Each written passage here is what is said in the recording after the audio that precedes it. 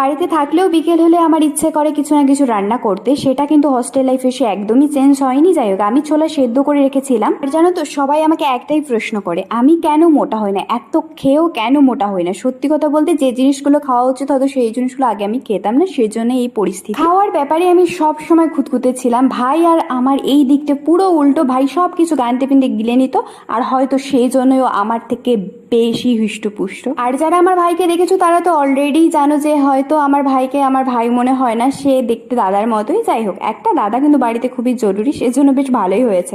গল্প করতে করতে আমার চানা মশলা রেডি। আর এটাকে না আমরা ঘুগনিই বলি, কিন্তু এখানে এসে দেখি অনেকেই বলে চানা মশলা। যাই হোক, এখন আমার বলতে বলতে অভ্যেস হয়ে গেছে। যাই হোক, ছেড়ে দাও সব কিছু। রান্না করে নিজের হাতে চানা মশলাকে বেশ একটু উলাল্লা হয়ে গেছিলাম আমি। আর নিজের রান্না টেস্ট করার পরে দেখছিলাম যে একটু বেশি ঝাল হয়েছে। তার কারণ হচ্ছে আমরা কোচবিহারের লোক একটু বেশি ঝাল খাই। যাই হোক, চলো, তোমাদের মিনি ব্লগটা কেমন লেগেছে অবশ্যই কমেন্ট করে জানিও।